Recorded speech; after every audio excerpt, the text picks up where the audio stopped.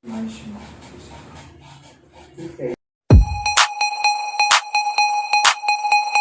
kangkols!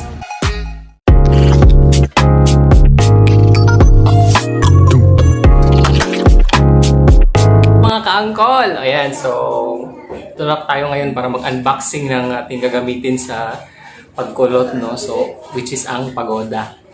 Ito yung pagoda. Ayan. So, kita nyo sa camera. Ayan. So, nandito siya. Dalawang bote yata itong nasa loob. No? So, mabibili nyo to sa mga tindahan po, yung mga pharmaceuticals or mga cosmetics. Ayan. So, ito po, nabili ko po to sa Wawa dito sa amin sa palengke, sa Jensan. So, it's only 60 pesos lang po ito. So, tara, let's unbox. So, ito po yung laman ng ating pagoda. And so, yan po yung pagoda na Cold Wave Lotion. Ang isa naman po ay ang Pagoda Neutralizer. Ayan, so dalawa po yung bote na yan. Tapos, yan po, combination po yung dalawa para maging effective po yung pagkulot ng buhok. Saka, meron din siyang parang papel. Para saan kaya to? Pang nose pack? Pang nose pack? Pang nose pack? Malalaman natin mamaya. Direction for use naman natin is madali lang. Kailangan lang natin basahin natin buhok, shampoo, yung parang usual na maliligo ka lang. Tapos, tumble dry na lang mo lang. Tumble dry mo lang siya. Kung mabasa ang buhok or na-shampoohan mo na is gamitan mo siya ng curlers, hair curlers, or pwede na rin itong rubber band na itim. So, i-curl mo lang yung hair mo. Pag nalock na siya, i-apply mo yung lotion. Yung cold wave lotion na pagoda, yun po ang ilagay mo. Tapos, after nun, leave mo lang siya ng 5 to 10 minutes and then, pwede mo na siyang manlawan. Start tayo ng kulot!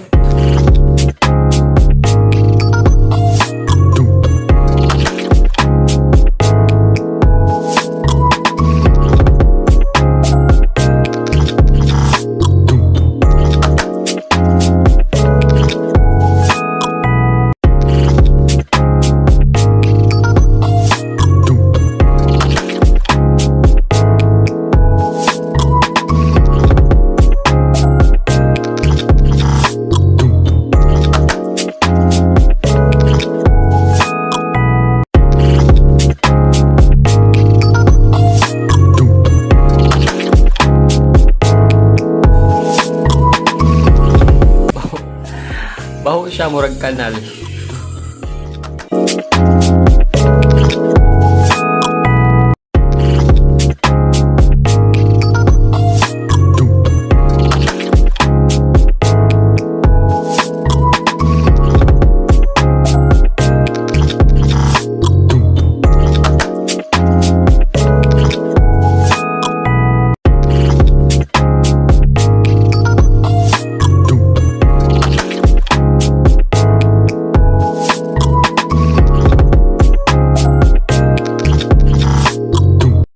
Okay, so morning result, no?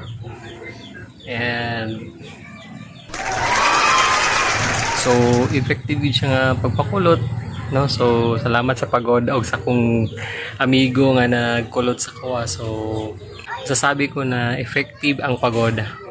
So yung process namin talagang 1 hour, 30 to 1 hour yung process, no? So when you spray yung pagoda na lotion, kailangan 30 to 1 hour or yung matuyo na siya.